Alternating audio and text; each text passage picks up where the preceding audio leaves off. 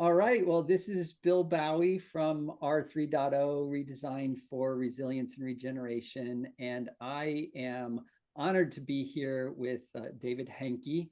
And David is a longtime pioneer in the bioregional movement, going back to the 1970s and continuing into this day. David, welcome. Thank you for joining us. Thank you. Thank you, Bill. And It's an we honor to invited, be in your company and always. And I consider you and I to be a partnership. Um, I don't know how you feel, but that's the way I feel. I I feel honored to be in partnership with you, David, and in particular, a partnership that extends to others in the broader bioregional movement. Yeah. And Yes. so it's a real honor for that. And in particular, this conversation is really around exploring one of the terms that you had brought up in some of our early conversations together, and it's a term that I ended up riffing on in one of my recent writings on bioregional fractal consciousness, and I'll link to that in the session notes wherever this gets posted. But that I only sort of skimmed the surface of that term eco-holo-fractal, and in particular, I only really focused primarily on the fractal part of it. So this conversation is an invitation to explore that term in more depth.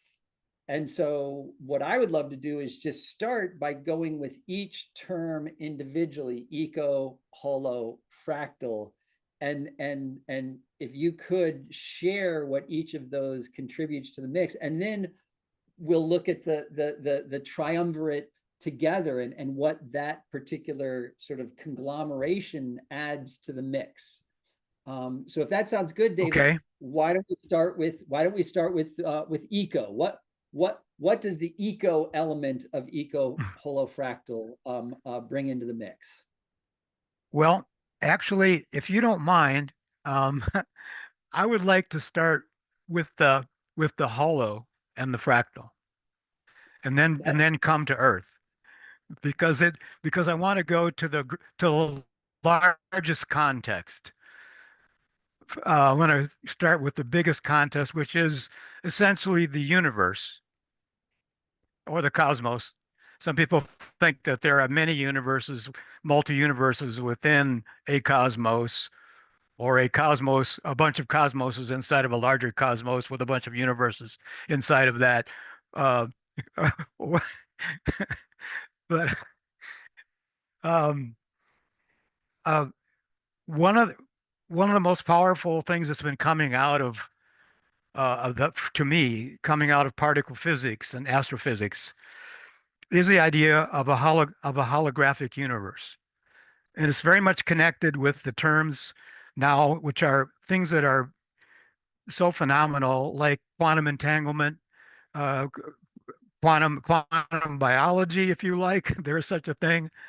Um, Quantum theory, and then the attempts to unify the quantum theory with Einstein's general and special relativity, which has not been done except by possibly by a person who has one of the people who has coined the term holofractal universe, um, and I think has really unified the fields, in my humble opinion. But I'm not a physicist, but that I'm not so sure that physicists are physicists because of a lot of reasons. But but yes, the it's quite possible that we live inside of according to Nassim Haramein, who is the person I'm referring to. It's quite possible that we live within a black hole, which is in the entire universe is a black hole. And in that dynamic, there is a time dilation. And when you approach the event horizon of a black hole, time becomes dilated and to the point where it stretches out as you approach the speed of light at the event horizon. In any case, um, um, everything in the universe essentially is everything else, and every time is every other time within this potential construct. Um, and so the idea of the fractality of the universe, the repeating patterns in the universe, and then or on Earth, just look at spiral galaxies with the black hole in the center, and the spinning into the center of a vortex, and look at a hurricane, and look at the water going down a drain in a spiral, and look at the patterns on the first picture of a black hole of the magnetic lines of force swirling down into the center toward the event horizon of the black hole. The pattern of the universe. The point of all this, and I'm just laying out little bits of fractal holofractals here, is that I'm saying that the patterns that are operant in the universe, the holofractal universe, which is a combination of a hologram and then the fractality and the repeating patterns that happen all through the universe, those galactic spirals at the center with the supermassive black hole in the center being an example. Those fractal patterns are repeated, and every aspect of the universe is hologrammatic with respect to every other aspect of the universe. And there is communication going on via quantum entanglement throughout the universe. And essentially, um, you know, it's not like it's beyond the speed of light, but then maybe it is. In any case, all that all those phenomena of the universe, and as Thomas Berry pointed out in his epical writing on the universe, and bioregions and the universe, he brought the universe into the universe story, which is part of Thomas's incredible exegesis of the totality of his work. He was always talking about the place of the universe in the of the earth in the universe story. And he wrote this piece on bioregions, which begins in at the universe level, and then he translates that to bioregions.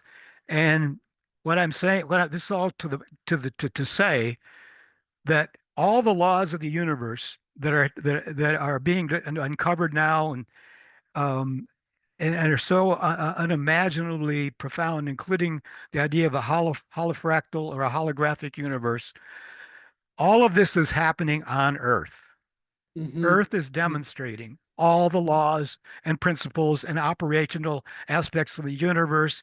And if we deeply know what is going on Earth at the deep ecological point, and that is the eco of eco-holo-fractal, from the deep ecological realm, consciousness, experience, at that level, all these forces of the universe are in play right here on Earth, and the way of looking at that is the most integral is to look at the bioregion.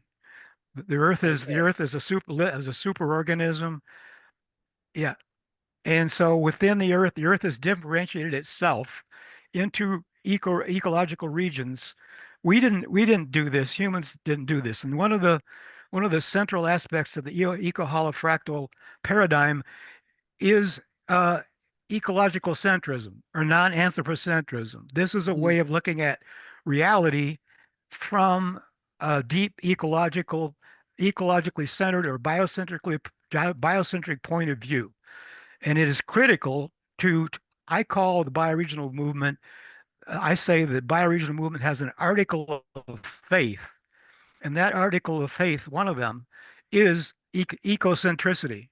It is looking at the totality of reality and all phenomena from an ecological perspective, as opposed to a human-centered one. And this is the critical thing that differentiates this from all other movements, and all other expressions of consciousness in the human presence.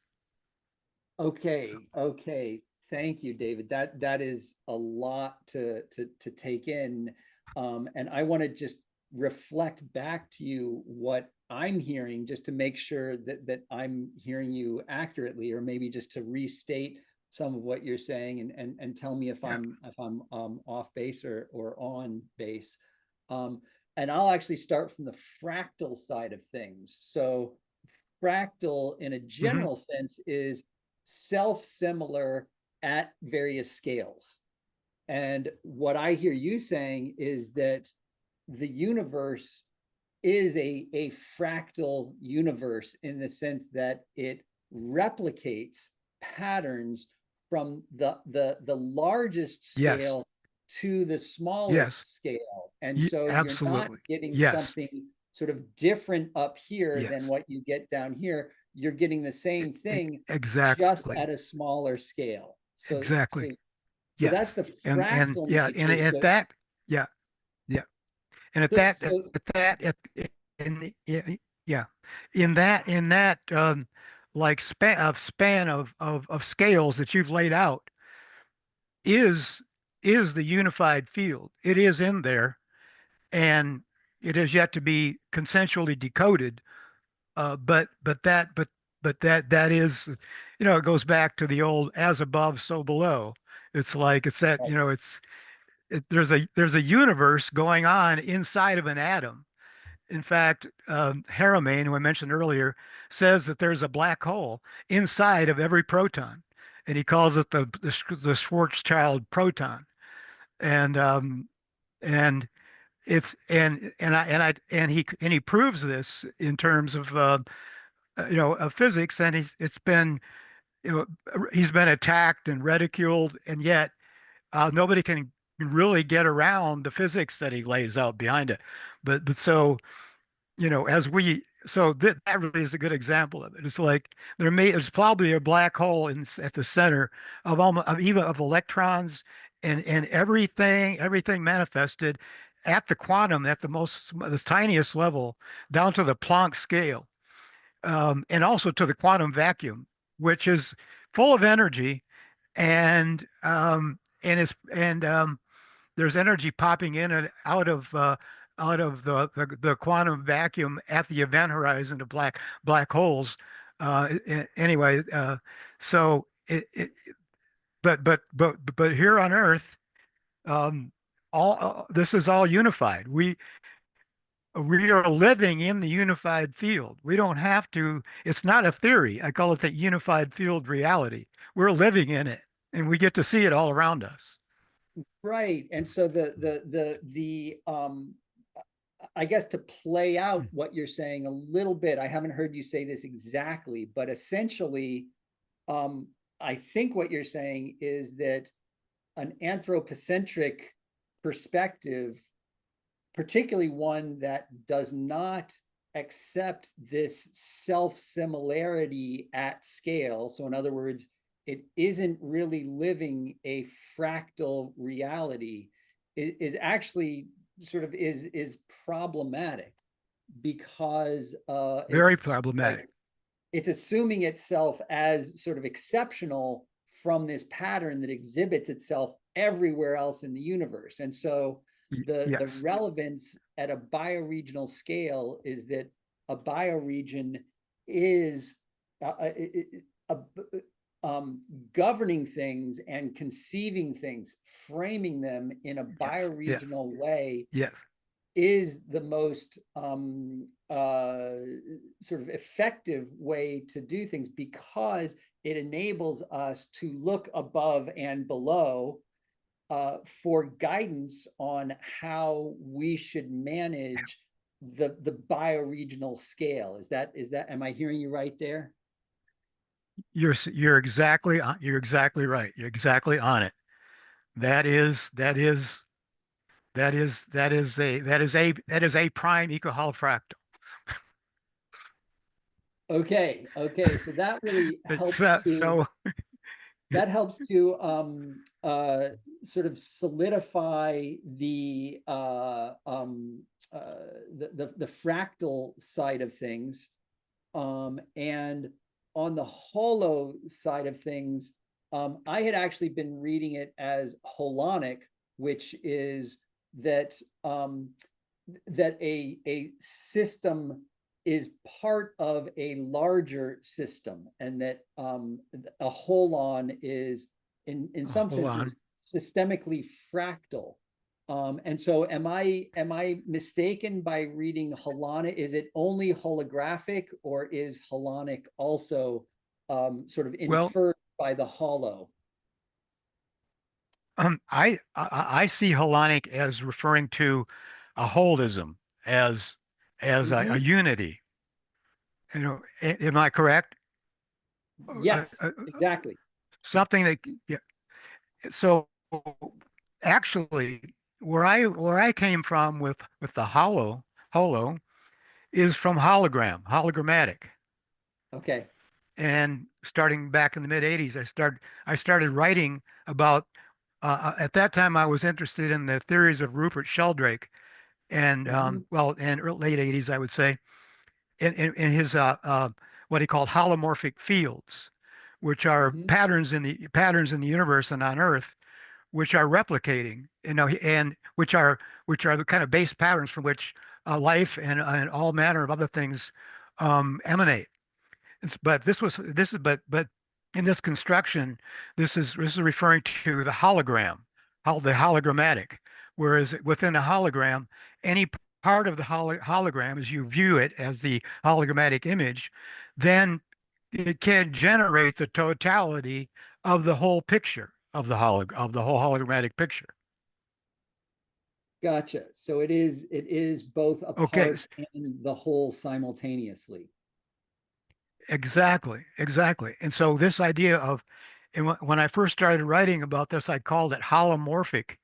And what I was referring to is that okay, let's go back to the bioregion as a differentiation of the Earth, by the superorganism of the Earth. It's what I call ecospatial differentiation, um, which Hmm. is which the outlines of which can be generally determined, but not precisely. It's kind of like the way quantum physics works, as I understand it. You look at parameters, and within those parameters, certain things seem to obtain which are defensible, and that's one thing about the nature of the potential bioregional nation, or the nature nation of the bioregion, which is being talked about, which was the reason for the beginning for the conception in my mind of the idea of the Ozarks nation, Ozark Congress, as an ecological nation, um, which was biocentrically or ecocentrically perceived, and comes from the observation of the ecological patterns and ecosystemic functions that are taking place within the bioregion. And as the bioregion is actually, in my view, one enormous ecological design principle, or you could say in the more current parlance of regeneration, although regenerative goes back quite a ways. That a lot of people don't know that Robert Rodale started talking about that in the 80s, regenerative agriculture. But fine, it's a fantastic term. But um, the whole idea of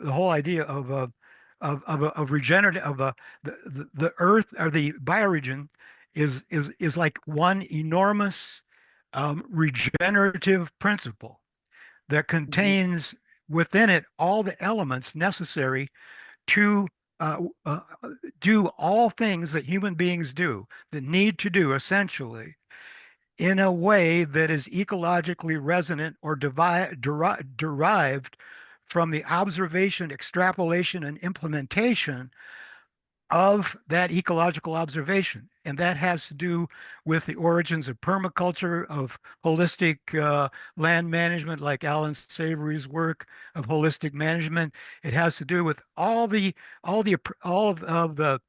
work of ecological agriculture, of biomimicry, of Hmm.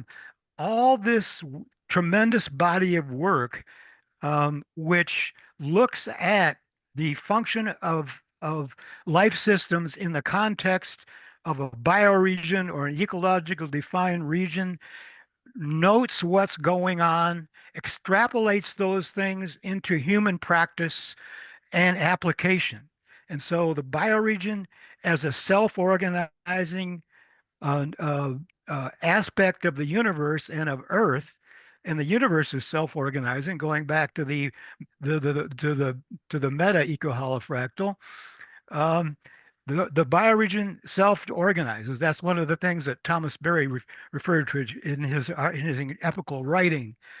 The bioregion is self-organizing, self-teaching, self-healing, and it is the absolute exemplification of a one enormous, totally integrated photosynthetically photosynthetic economy Hmm. that doesn't waste anything, that has a colossal homeostasis when not radically violently attacked like civilization has been doing for the last 10,000 years. But just like the Earth has a within the Gaia principle has a colossal uh, uh, uh, uh, impetus for homeostasis.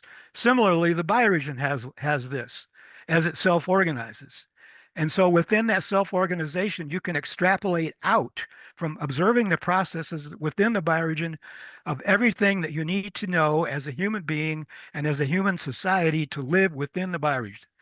So that is, and I have a list of 30 of those things, which I consider to be fundamental eco-holo-fractals to the elements of a functioning ecological nation.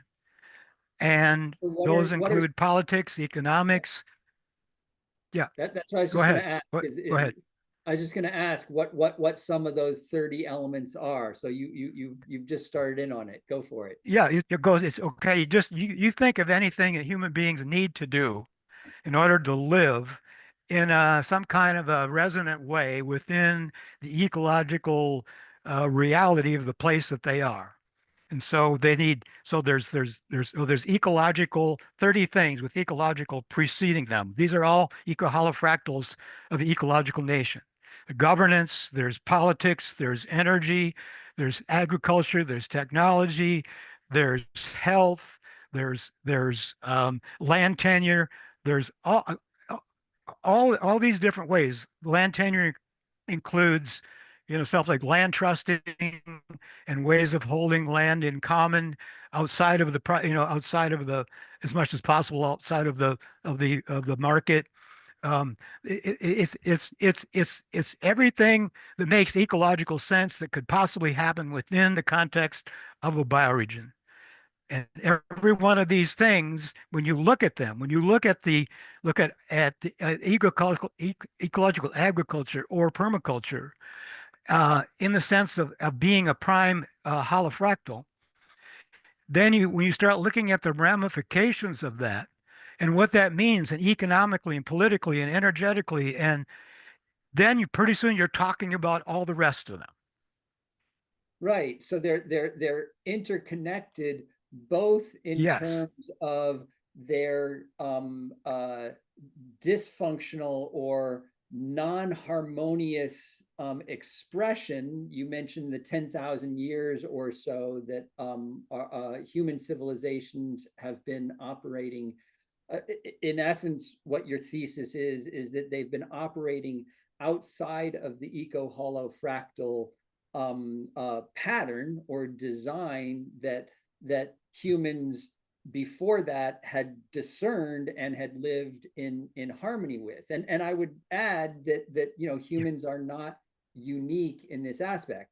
And correct me if I'm wrong, but that all species are essentially discerning the conditions that they live within and adapting such that their expression of life is sufficiently harmonized with their environment that yes, they yeah, can not only survive but thrive, and Yes. thrive sustainably. And so what we as human beings have introduced, in our, I guess, hubris, is that we can design ways that exit that eco-holo-fractal that we presume are somehow better, but actually these end up being really sort of fatally misdirected because they are out of alignment with these principles or laws, or just ways of being that express themselves from the quantum to the cosmic level. Am I hearing you right there? Yeah. Yeah. Yes. Yes. The anthropocentrism or human-centeredness, I have written about it as the most dangerous idea that ever existed.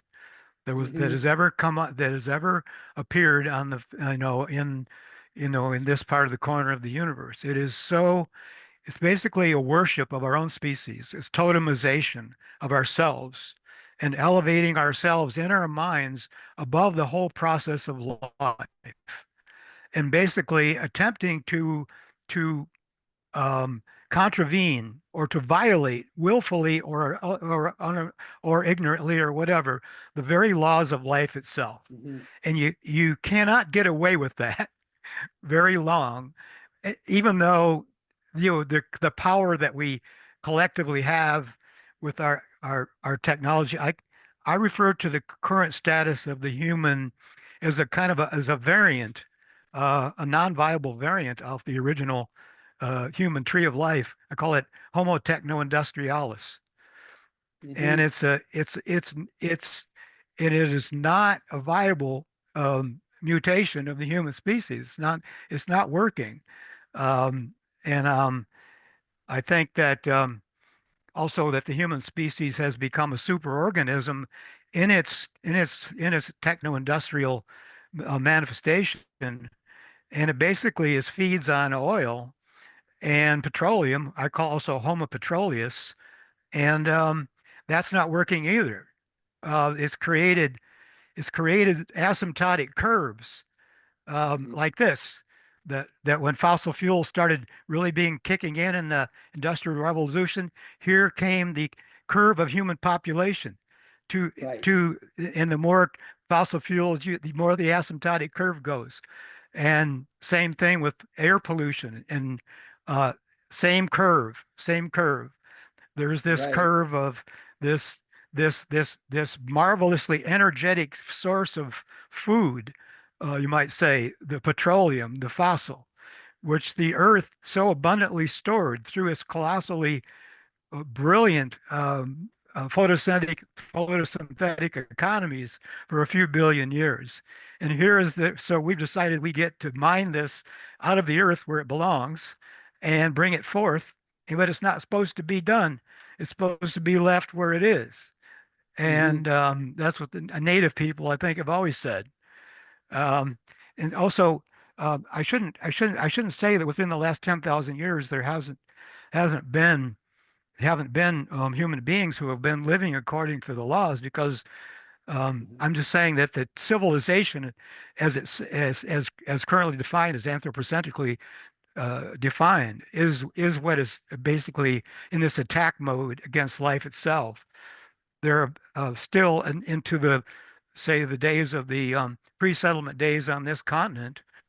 Native people were living in ways that were incredibly, in my view, advanced, in the sense of being a part of the living fabric, and living according to, right down to the level of the spirit of spirituality, living in deep reverence in accordance with the laws that the bioregions themselves um, have laid out for us to remember and discover, and or to implement.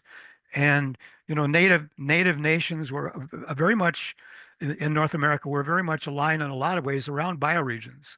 Mm-hmm. And there's a great map of this that I've seen. And the example of the Haudenosaunee Nation and many others um, in in um, uh, in the in the in the northeast of the northeast, um, um, uh, basically was a template for in a very degraded way to the Articles of Confederation and then the United States system of checks and balances. Um, and it was and that was a native nation with a system of governance that was basically connected to the laws of life and the laws of the life places and that was absolutely profound, and it was quite recent that and it still exists. Is struggling there, like so many native peoples are struggling to maintain. But that is an incredible fractal of bioregional governance, and Mhm. was consciously in my mind when I conceived the idea of bioregional congressing, which itself is an attempt to eco-holo-fractally um, perform biomimicry with the governance of the bioregion itself. And the mode of bioregional congressing comes from those kinds of sources, and and within that mode is a holofractal of governance and of ecological economy. Those are two major, I'd say, prime kind of meta holofractals within the bioregional uh, holon. I like if I've said that correctly, um, as I see it. So I've jumped to bioregional congressing, but I'm saying that the mode of governance of the bioregion is within the the the totality of the functioning nature of the bioregion itself to be discovered, implemented, extrapolated into the human sphere, which includes politics, law, governance, and economy. So David, I'm following where I'm as a friend of mine used to say, I'm picking up what you're putting down. So Okay. I'm following here. I just wanted to pause and sort of um play this out a little bit in the sense of I think everything that you're saying makes sense and I think can be demonstrated on a bioregional basis, referring back to evidence that is evident here on Earth. So in particular, evidence of indigenous cultures persisting for millennia with very specific ecosystem management strategies that they applied. And these have been, I'm most familiar with this research through the work of Lila June Johnston in her doctoral dissertation. And so she's identified, so for example, pyrotechnic or fire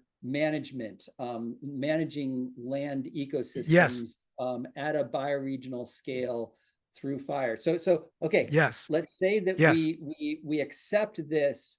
Um, then the fractalization up to the next scale, I think, from the bioregional scale to the next scale, and I'm going to propose the continental scale. I think that is less evident, but we do have some examples of that. And sticking with your example around congressing, we do have historical precedent for fractalization or upscaling from the bioregional scale to a continental yes, scale. And so I'd like you yes, to do two exactly. things here. One is to just give us a brief history of that, as it happened in reality in the North American or Turtle Island context, but then extrapolate for us how do we move um, from the bioregional to the continental to the planetary scale. So that's what I think is sort of new Okay. territory, is that fractalization or upscaling to coherence beyond the Yes. bioregional scale to the actual continental and planetary Yes. scales. Can you Yes. walk us through Yes. that, please? Yes. Okay. So I go back to I mean, I don't want to spend, I want to stay within the parameters of your question, but I do need to go back and refer to the Ozark Area Community Congress, which was the first bioregional Congress, and it was convened in 1980 after Yep. 3 years of organizing and much work to conceptualize. And the Congress convened, and the intent of the Congress was to basically uh, create an ecological nation. That was the purpose of it, or as it's referred to now as a nature state, and but directed by the patterns and the eco-holo-fractals of the bioregion itself, and Mhm. bringing together every conceivable. The invitation to that Congress was made to every kind of ecological group that I could possibly think of, and I was tracking all kinds of them within my realm of 30 different uh, elements of an ecological nation. You know, all things, basically the idea is to do all things ecologically all the time, everywhere, and then put that inside the ecospatial context of the autopoetic, if I pronounce that well, autopoetic, self-organizing nature of the bioregion. So how do we self-organize within the bioregion? Yeah, okay. So we called together all the elements of the ecological referent that we can find and bring them together physically in one space, and because that's our discriminator, that's our biocentric or ecocentric discriminator, or what I call the green lens. Those things that pass through the green lens, that's the ecological lens, or the things that I attend to and that I attempt to to integrate into look at find the fractal systems that they're a part of and connect those systems.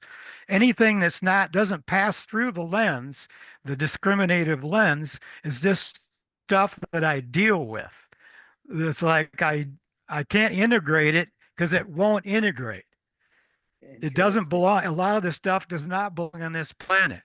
A lot of this stuff is kind of like crypto alien. This doesn't belong here, and I And that's can't, it won't actually integrate. So I, yeah, and David, I just want to pause for just a moment there. I know that you're on a longer trajectory, but what you just described, that green lens, sounds to me like an autopoetic function itself. So for folks who don't know what yeah, autopoiesis is, it yeah, is a bounded space. So it's a space that has a boundary that is self-regenerating. And so like our yes, human cells are autopoetic, that they yes, yes, self-regenerate, but it's yes, that the fact that yes, they have a boundary that yes. They have a that boundary. creates sufficient differentiation from its environment to engage regeneratively with its environment. And so your green lens, I'm hearing as an autopoetic boundary, in the sense that you're saying we're not going to let anything in here that Yeah, doesn't operate in an eco-holo-fractal fashion. yeah, So anything that is yeah, essentially of the civilization that is operating conversely to this way of yes, being, we're going to just exist with it, but not yeah, integrate it. Is that what I'm yeah. hearing? Yeah. I love that. I love the idea of the green lens as a autopoietic boundary. It's right straight on. Yeah, one of the things that I have as a kind of a foundational aphorism, if you like, is that in reality, the reality on Earth is ecological in nature. That Mm-hmm. is the reality that we are in, and within that, the benchmarks for actual intelligence, sanity, and ethicality are all basically need to be ecologically informed and resonant. Otherwise, we're in disreality. We're not acting intelligently. We are not acting ethically, and we are not acting sanely. And within that, that you might say that is the shell of the green lens. That is the membrane of the green lens. What passes through, and it's not as though things are held out. They just don't make it through. It's not like, Hmm. you know what I'm saying? It's not like Yeah. I'm saying you stay away. It just won't come through. It won't integrate. And but by that metric, what we're doing on Earth, I call it I call it terminal cleverness. It's like we're so we're so brilliant, we're so clever, we're so full of our brilliance and cleverness that we're killing ourselves. It's like Yes. we're we're and because we're not living in reality. And Right. people say, well, the reality is always uh, relative. I don't think so. I think that any organism that or collection of them that violates the laws of existence on Earth that have been developed for 3.5 billion years, which have created this incredible integration of energy and complexity and uh, mind-bogglingly, unfathomably uh, profound and powerful. Um, if we can't pay any attention to that, uh, and we just focus on our own homocentric, ecocentric, anthropocentric obsessions, we're lost. We're just lost. Thomas Berry said that civilization it has is autistic with regard to ecological reality, and that's Hmm. where we are. We in our Homo techno-industrialis is collectively autistic with regard to the baseline reality of the planet. And this is what bioregionalism or bioregioning is a deep ecologically centered modality to actually course correct because you have to go as deep as you can possibly go into the ecocentric within the boundaries of the green lens or the bounds of the self-determined soft boundaries of this terrain of consciousness of the bioregion in order to see the depth of of what has gone awry and to see the the antidotes to it, which are in an ecologically or regenerative way of doing everything that you have to do to live as a human being within the brilliant self-organizing photosynthetic economy of a self-governing part of the planet, which is absolutely perfect in its governance and its economy, as the earth is.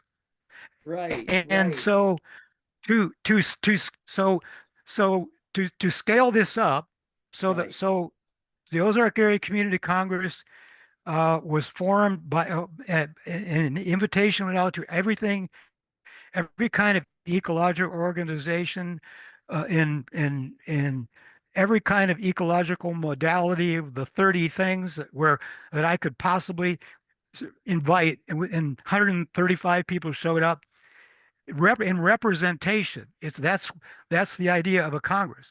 It's a representative body of peers. It's not a conference. It's not, Hmm. and so people are coming in representation of two things.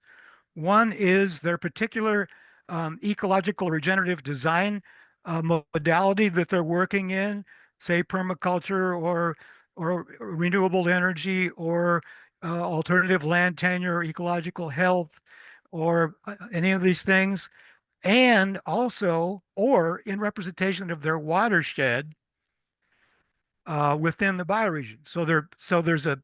They're representing a part of an aspect of the bioregion, a watershed or an ecosystem, and they're also representing the driving forces of the reconstitution of an actual truly sustainable human presence.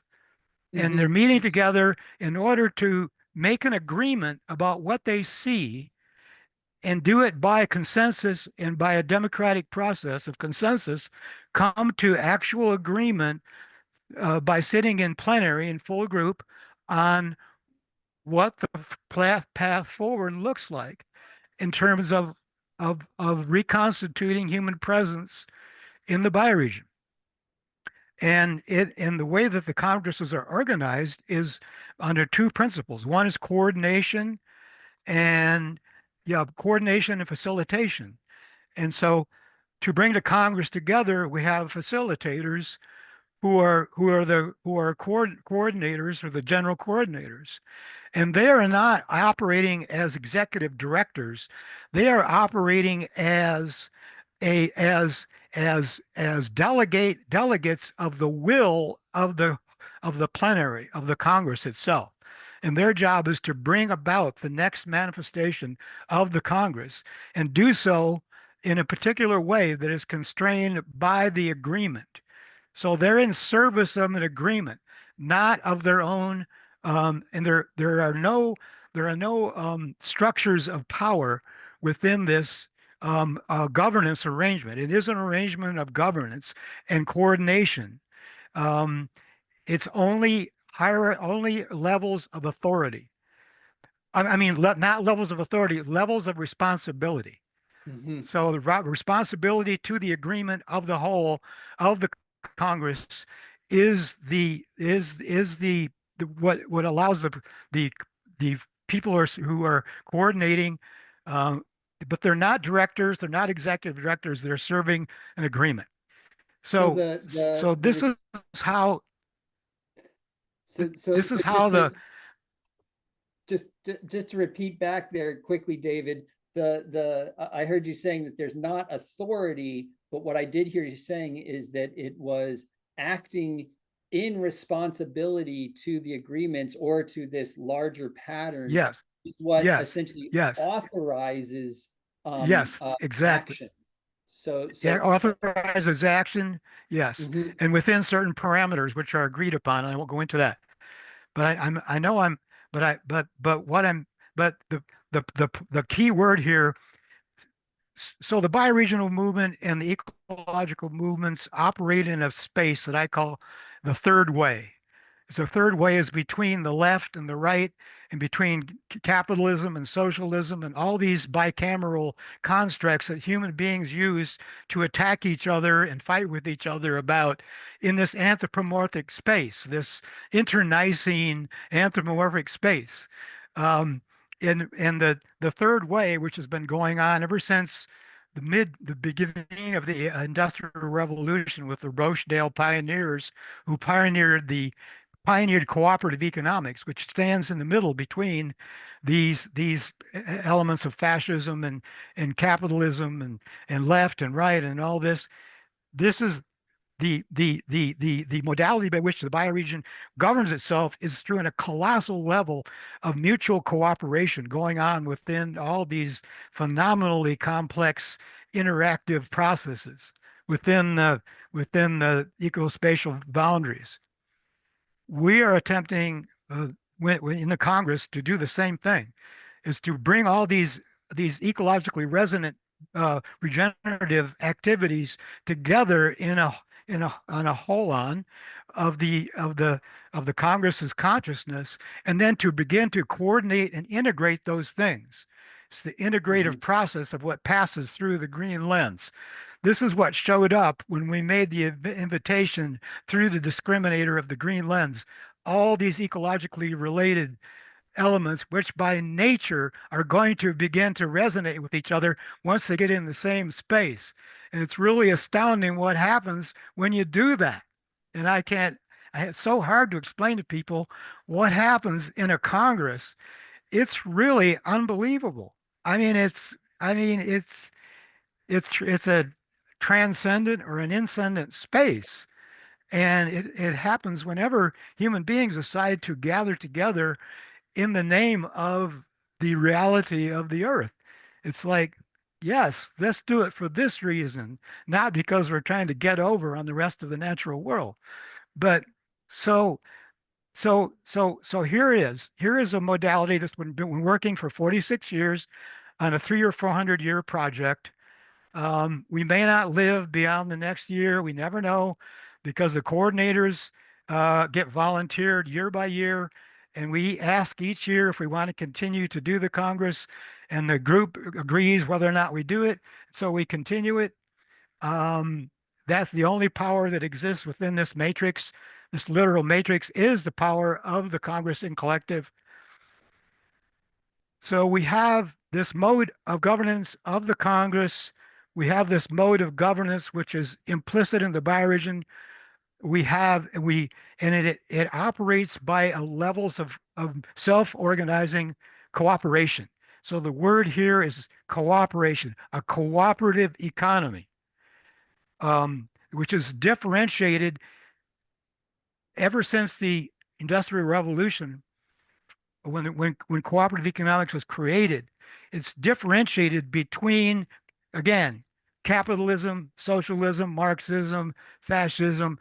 It's a third track, and it's a way to organize an economy without regard to the imprimatur of the state or of private interest.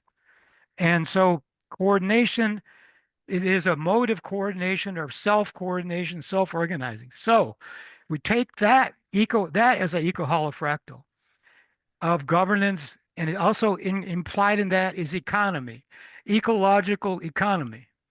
The stated consensus upon mission of the Ozark Area Community Congress is the creation of an ecological economy for the bioregion. That because if once you begin to knit a deeply ecological economy, then governance itself will show itself. It will self-validate itself. And political structures will create themselves, which are not like any political structures that come out of the anthropocentric realm. Mm-hmm. So we are attempting to coordinate the human presence in the bioregion using every known or possible regenerative modality integrated and in their holofractal capacities to create a single living entity of human presence, which is blended with the bioregion itself. So taking this to a continental level, Mm-hmm. I basically suggested that we take the modality of the Ozark Congress, Ozark Area Community Congress, or OAK. We are our totem, our teacher, our healer, our leader is the oak tree, which itself is the eco-holo-fractal of an entire ecological economy for the entire planet. If you look at it closely enough, which people have done, that's another subject. But the next step would be, and I suggested to Oak in 1981 that we bring the Ozark Congress to the continent and vice versa. Mm-hmm. And so the organizing process was very similar. I put out invitations to every single ecological organization and nascent bioregional organization that I could locate, and I kept files on every ecological organization that I ran across. And so the attempt is to integrate all this on a continental scale, and it wasn't just to have a Congress for itself on the continental scale. The reason to have a Congress was first to stimulate bioregional organizing throughout Turtle Island, if I may use that term, and I may be corrected on that and have been, but I'm going to do it right now. Mm-hmm. So we invited all these ecological bioregional groups at that time in 1981. There were some bioregional groups around. Of course, Planet Drum had basically conceptualized and brought into being and through the brilliance of Peter Berg and Alan Van Newkirk and Gary Snyder and the founders of Planet Drum, living up in the totem salmon up in the Mattel watershed, uh, um, Freeman House, David Simpson, these phenomenal visionary creators, Tom and uh, Peter being the person who penned back in the mid 70s the idea of ambling toward continent Congress, which I had never heard of, but I was doing it somehow as a hundredth monkey, I guess. I don't know. I just came to me and the idea of congressing, and then next thing I know, I discovered this quote by Peter. It's going, oh my God, that's what we're doing.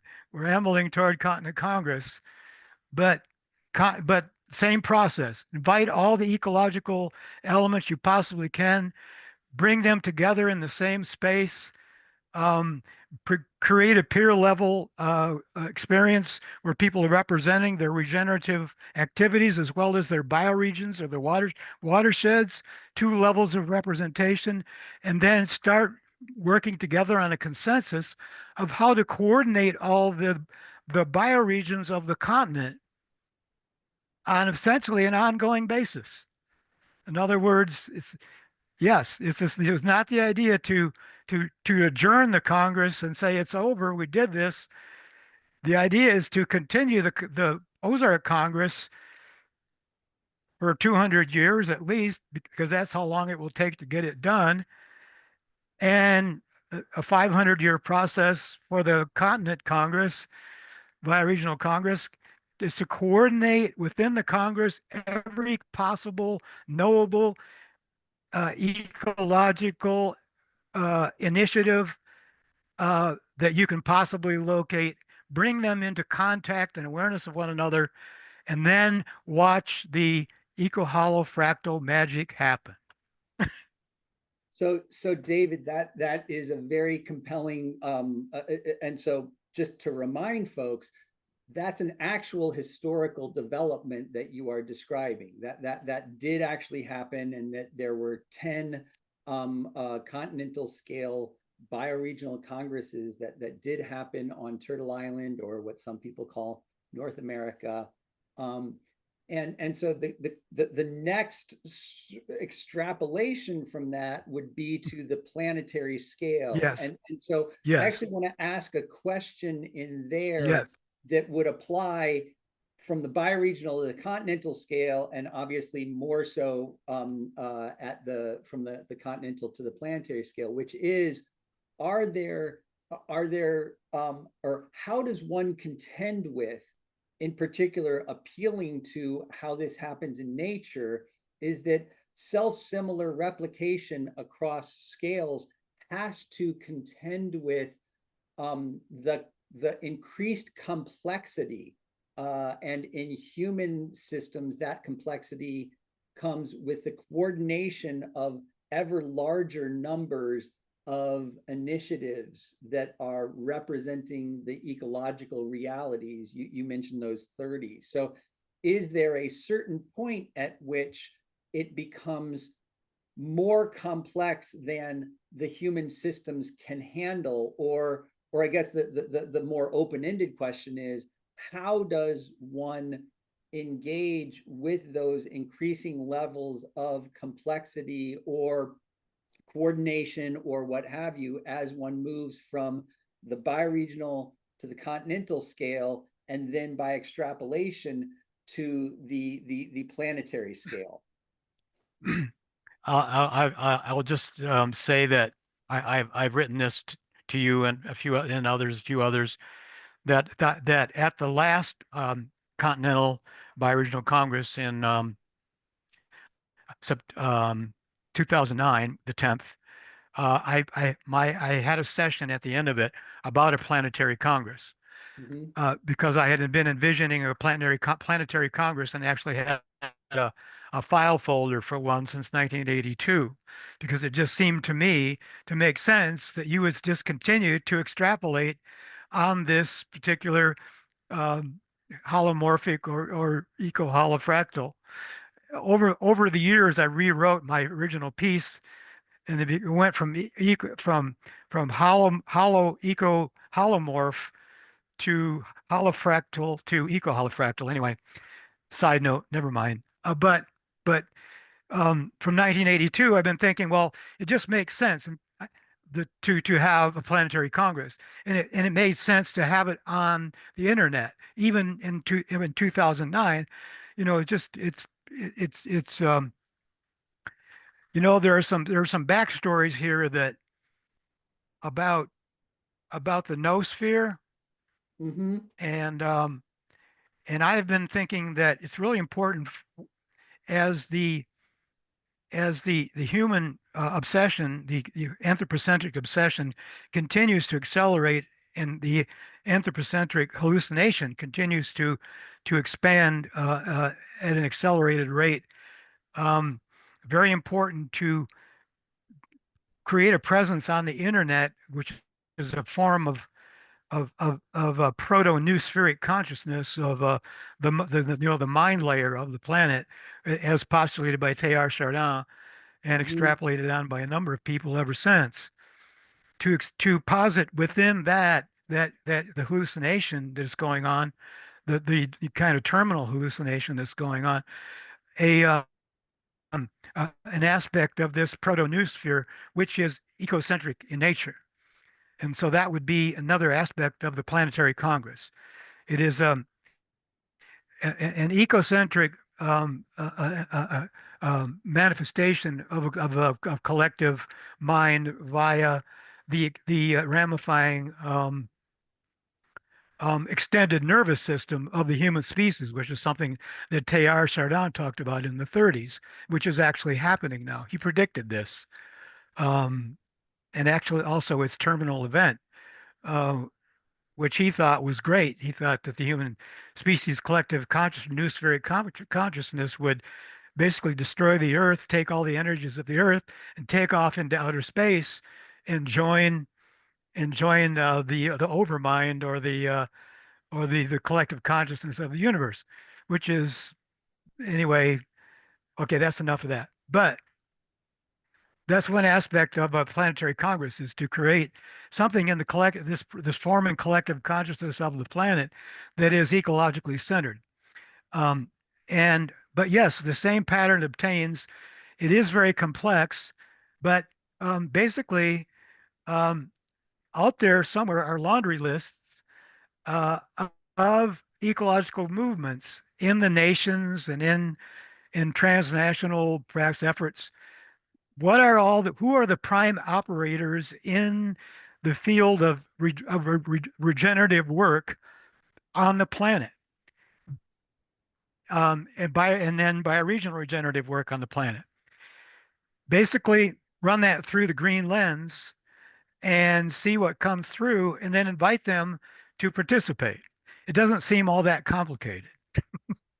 It's Right. like, what is, And in particular, as you're saying, there's the pattern that has been established of in-person engagement, which has its own dynamics. And what you're saying is that that could be replaced or complemented by the internet, which has the same ability to gather together, yeah, except doing it without the ecological footprint of yeah, the carbon dioxide that would need to be emitted in order to yeah, transport all of ourselves to one yeah, particular place.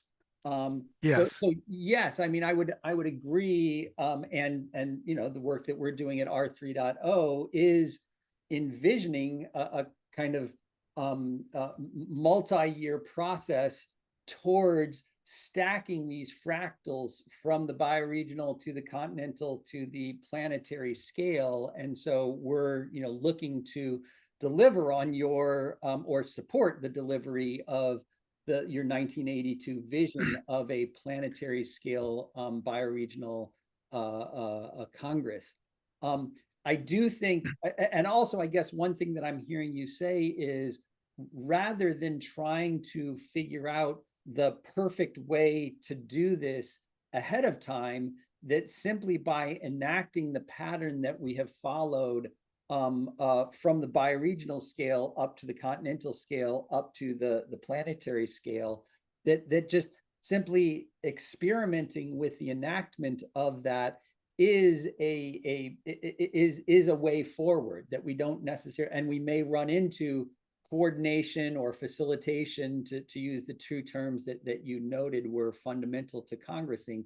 We may run into limits, and have to improvise or troubleshoot.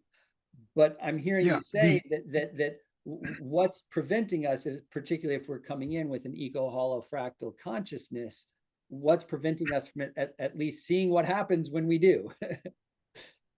well, and one of the things is there's a principle that I talked about going back into the mid '80s, which is what I call the ecological audit.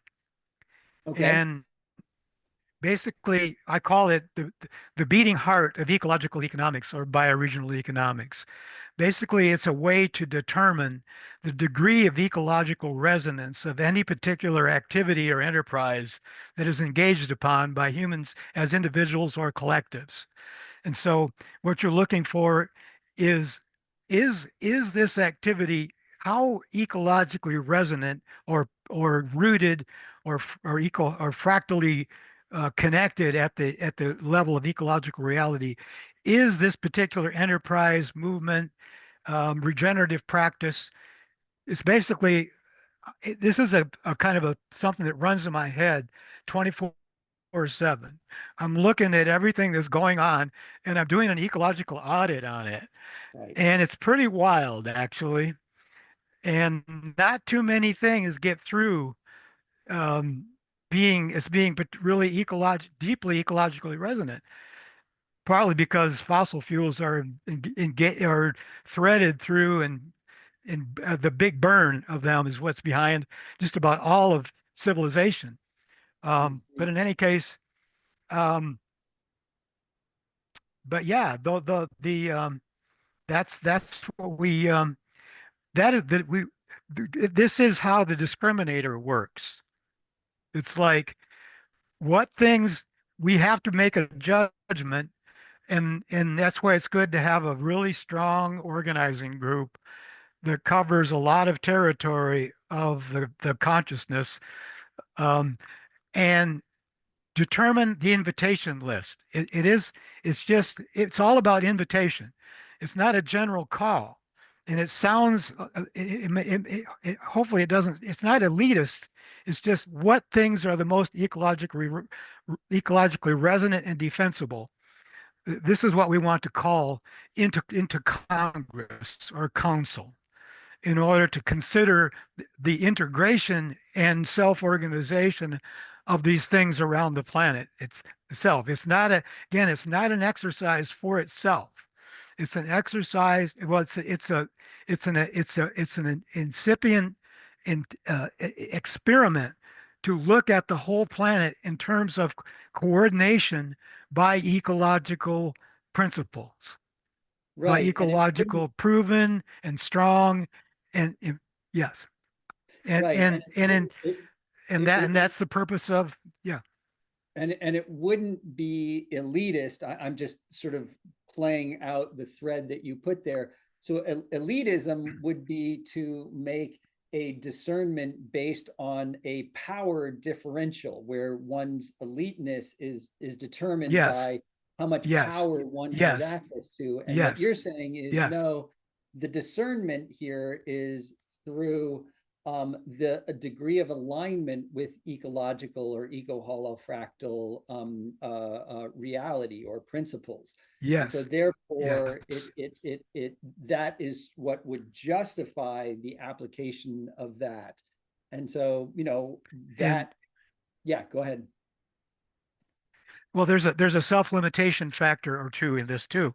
It's like in the invitation to Congress, be it bioregional, continental, um, you know, planetary, um, the call to the person to the organization or persons i- uh, is made in the context of representation Right. to a peer level assembly.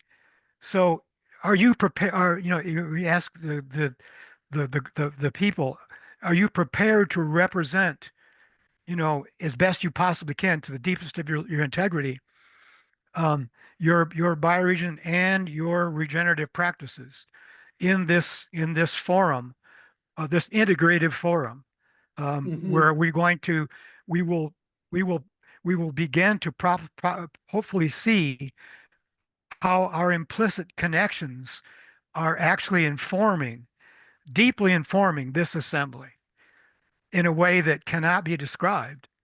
It is it that's what the, that's the thing that's so hard to get across about the dynamic of Congress, because it's not like anything else. It's um, it's yeah. It, It sounds experiential, David, that it is something that yes, needs to be experienced, yes, and that yes, describing it in words is actually not the goal. The goal is to experience it so that one it, can go through that experience and come through the other side with yeah. the kind of organizing, coordinating, facilitating that leads to bioregional regeneration, not just at the bioregional scale, but at the continental and planetary scales, if I'm hearing you right. Yeah. It's an immersive experience in bioregional ecological reality, in ecocentric reality, Mm-hmm, which mm-hmm. is which is not like anything. Hell, it's not. It's not. Because it's yeah. Well, It's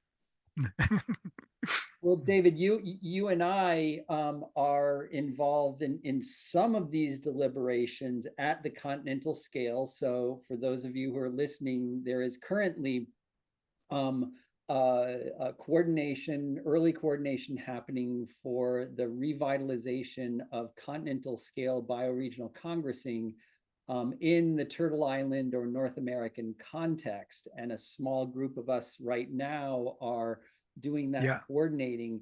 And that is going alongside what we at R3.0, Redesign for Resilience and Regeneration, are stewarding towards using our conference as an opportunity to have bioregions confluence alongside our conference, really as a stepping stone from confluencing into congressing. And so we would like to support bioregions to start congressing as early as next year, and then continental scale congresses in the years after that, all leading up to ideally a planetary scale bioregional congress sometime in the coming years. So I think that's we're nearing the end of our time together, and I think Yeah. that we've Yes. sort of covered a really good swath of unpacking the term eco-holo-fractal, and in particular using the bioregional congress as an illustration, if you will, or as an analog, to use your terminology that I've heard you use so often. So I want to thank you so much, David, for speaking with us about this, and just invite, are there any sort of final words that you have to offer to kind of wrap things up in our exploration here? Well, I'll just say that we are plugging away um, for our 46th oak, Right. coming up, Ozark Area Community Congress coming up at the end of September. And we do it all as kind of stone soup for 46 years. We don't really have, resources. We have tiny little uh, pieces of money that we all throw in a pot. All volunteer work, but a labor of love, truly. But yeah, the epiphanies continue to come 50 years later about why this all happened, including today, about the politics of bioregionalism, which is, uh, the politics is bioregional political ecology. And and I realized that before I started, I started with Oak conceptualizing using this particular eco-holo-fractal, which was politics. As now it's economics, but originally it was the fractal of political ecology in an ecological context. Mm-hmm. And I realized this morning that that had never happened before. It had No. never, and because I started the Green Party in 1984 in conjunction with NABC one, and I couldn't figure out why nobody understood what I was trying to do to create an ecological a deep ecological politics in the United States. I realized that nobody knew what deep political ecology was because it was new and I couldn't figure it out for over 40 years, and I figured it out this morning. Well, Anyway, it's I'm like I'm glad that the epiphanies continue, David, and I guess I'm not surprised. I'm not surprised that the shift from ecological politics to ecological economy, given how predominant economic yes, funding is. And the so perhaps, ecological politics and ecological economy are oh yeah, meet in the middle, if you will. they Yes. do. There's an old term in classical economics called the political economy. You Yes. just add the eco to it, and then but then the discrimination is that the ecological economy creates its own governance. And I started a different place and that a different fractal. But anyway, it's all but they all co-create everything else. So anyway. May we emerge into a political ecology and political economy that is eco-holo-fractal, David. Yes, that's Thank it. thank you so much. Thank you, Bill. Thank you. Thank you. What fun. Cool. That what fun indeed. Uh, Thank you, Bill. Thanks.